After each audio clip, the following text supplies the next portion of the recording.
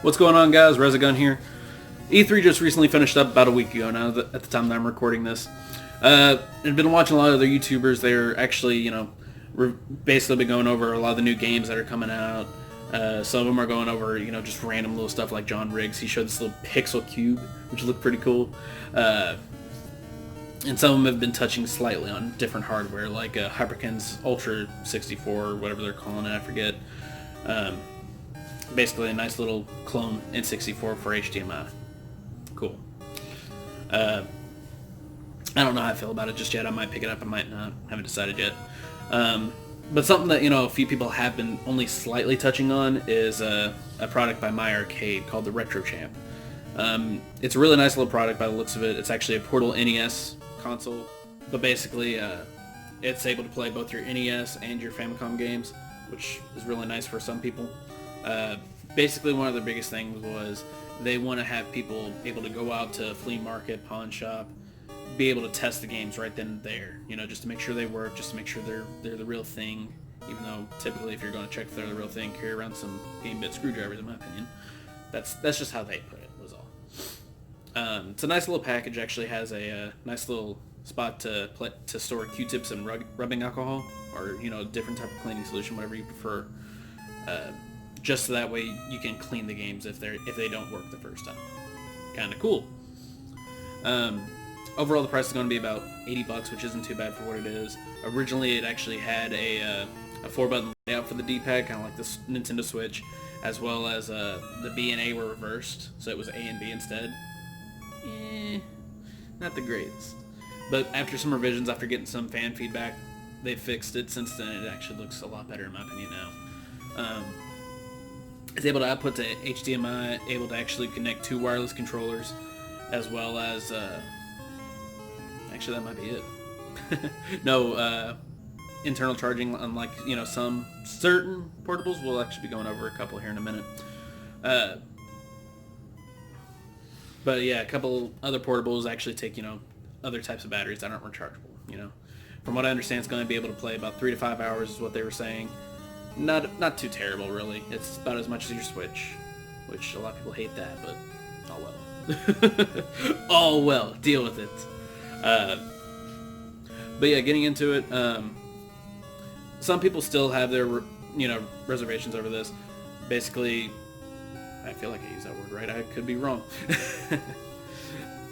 Basically, a lot of people like to look for other options, just that way whenever they're out and about, they can test their games, which is what I like to do. I know some people, super techie and want to actually build their own portable, which I would like to at some point. I just haven't had time, or the resources. So that would be honestly kind of cool. Some people do that. Some people try to find, other options. That's what I do. So starting things off, I actually came across the Hammy Pocket Game.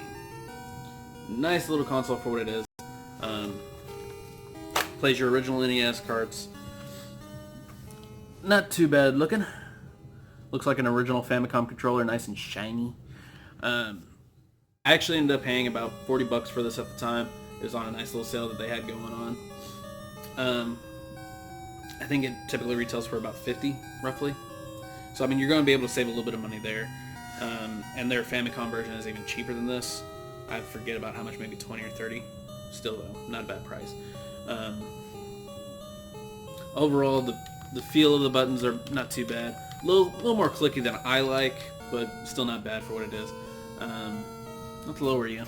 That way you can actually see just a little bit better. There you go. D-pad honestly has a really nice feel to it. Feels like a good D-pad overall.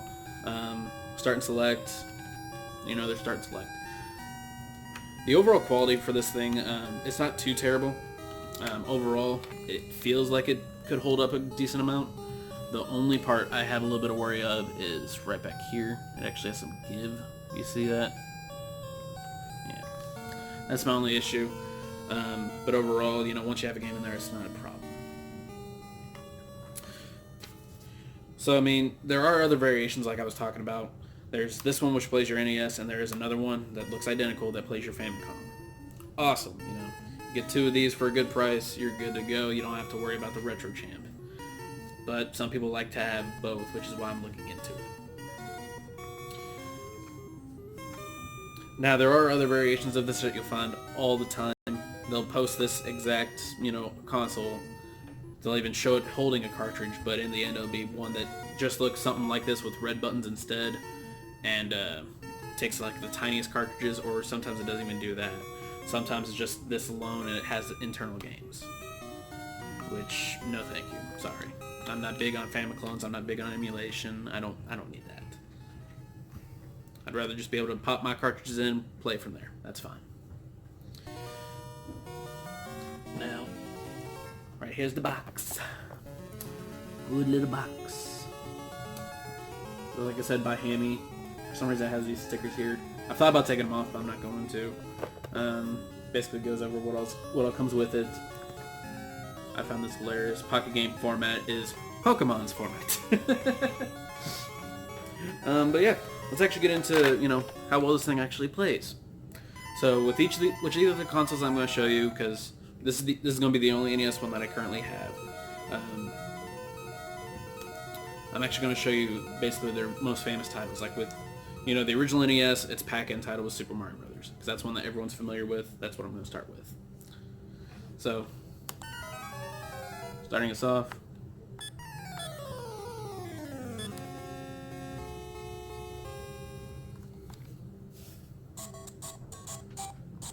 Honestly, it has a pretty good screen. I do actually really like the screen on this. Let's see if I can... Oh. The sound overall isn't too bad. It's mono sound, so I mean, it makes sense. Let's see, can I turn this up anymore?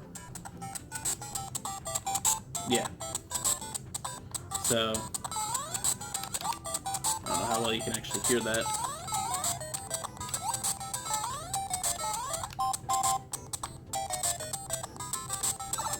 Yeah. We're gonna finish this level, folks. Oh no. There we go.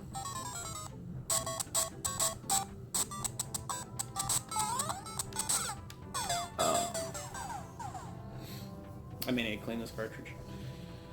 But, that's that. Overall, not bad. The screen quality is actually pretty decent. The only problem that I have found is with certain games, because I'm not the only one that's reviewed this on YouTube. There are a couple others, not too many, sadly. Where you pop in something like Castlevania 3, and anybody that knows anything about Famiclones typically can't handle Castlevania 3 very well. Some of them won't even play it. This will play it. I don't have the game, otherwise I would show you. But the sound isn't that great. That is one thing that I am hoping out of the Retro Champ, is that it can play that as well as, have good quality sound. That's all I really want out of it. So yeah, that is an NES option. Next, next generation Nintendo, Super Nintendo, there we go. Some of you might know what I'm talking about. There are a few handhelds out there for the Super Nintendo. One in particular is one that is the most recent to come out for it, which some of you know what I'm talking about at least.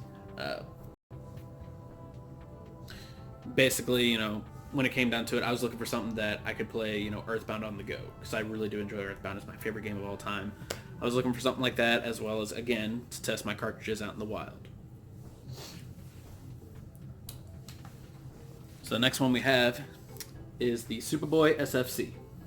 This is the newest rendition by Hyperkin. It came out, I believe it was earlier this year, or maybe it was last year. I could be wrong. I have a bad memory, so forgive me. So, this one actually, tries to go for more of the Super Famicom look. Has a nice colorful buttons and everything. Even has a little bit better color for the Super Famicom. There's something on this. Nice glass screen. It's able to take both your Super Famicom as well as your Power Region Super Nintendo games. Able to produce, or not produce, able to connect two controllers to this. That way it can be your main source for Super Nintendo games if you want it to be. I don't recommend it. Get original hardware if you can. But yeah, this is something that's pretty nice whenever you're on the go and you're just going over to a friend's house real quick and they're like, hey, bring this game. All right, we're good to go. No problem. Good to go. Overall, build quality is pretty nice. I'm not the biggest fan of the thickness for this. That was something with the The pocket game is actually nice and thin. It's a little bit thicker than a regular NES controller. I like that. Has a lot better feel in my opinion.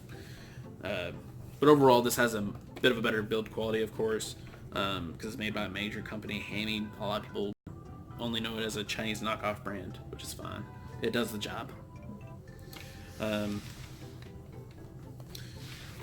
Now, with this, there are, of course, two other variations. You have the Superboy S, I believe it is, which was the one just before this. A lot of people prefer it still just because, they're okay with how it is. With this one, this one is actually able to do 4x3 as well as 16x9. With the Superboy S, it can only do 16x9, which is, basically for modern TVs, and it stretches out real bad. I personally don't like that. I know some people are okay with it. I actually used to work with somebody that was perfectly fine with that.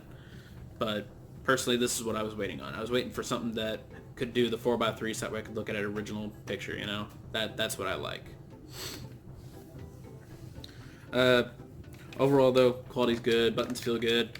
I do wish, they made another version of this that had the purple buttons like for the Superboy S. Or at least, release another Superboy S, just have the option for the 16x9 and 4x3. That's all I really want.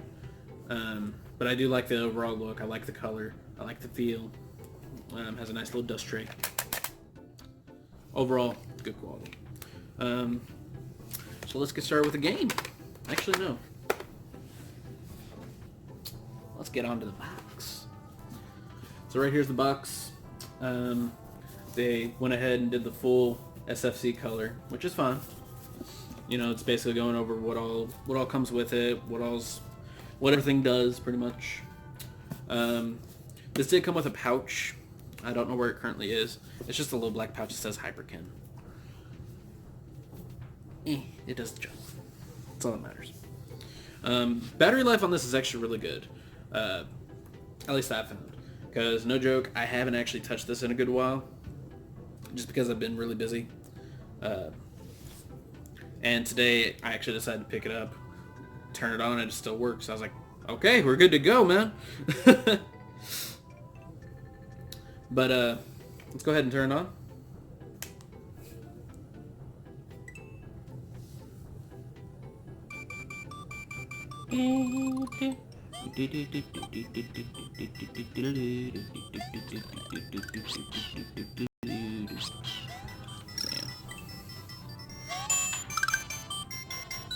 Sadly, that's as low as it gets.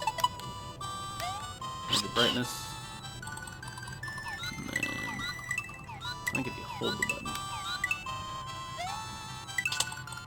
Yeah. So yeah, you can switch it to 16x9. Hold it down. 4x3. Because the 4x3 and 16x9 button is also your brightness. So you can turn it all the way off, especially if you have this connected to TV. Overall, a nice little console, really. I do enjoy it for what it is. Now, Hammy also does make another version of that. I don't have it. It's basically going off of the original version of the Superboy, which a lot of people complained about, being too cheap, breaking constantly, dying on certain aspects, sound, or even just dying in general. That one takes a nice little lithium-ion battery, so it's rechargeable. It's honestly really nice.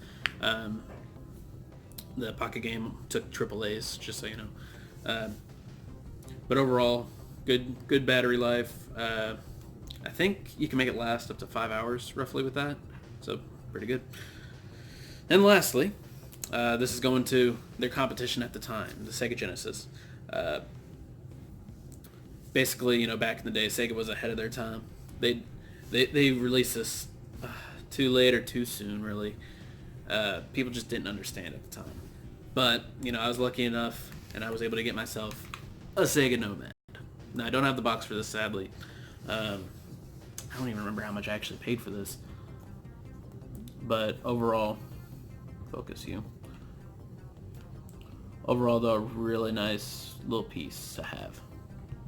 Why don't you focus? Stay.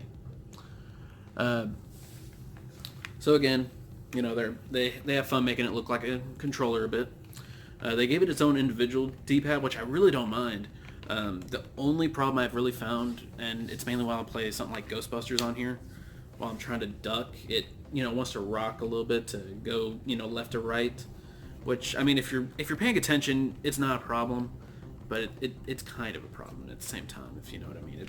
It's weird. This one is also able to output to a TV, which is really nice. Only problem is you can't connect a controller to it, just like with your Pocket Game.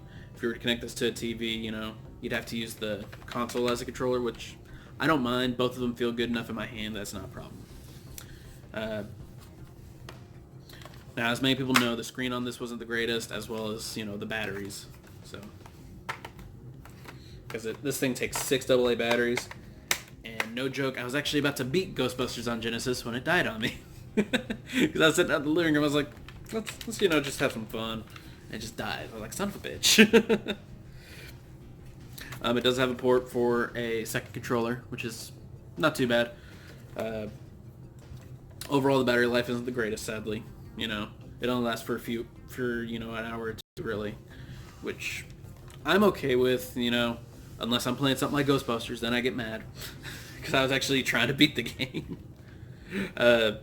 Screen quality isn't the greatest, sadly, but for the time it was okay. I haven't modded mine in any way, shape, or form just yet, just because I'm either looking out for a second Nomad, or for my screen to completely die. Once the screen dies, I'll be like, do it all. And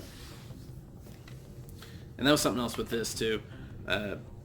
When it comes to modding it, I've also looked into setting the mode and start once you push them both for a reset, because even this thing has a reset button. that tells you something. Reset buttons are important. So let's turn mine on.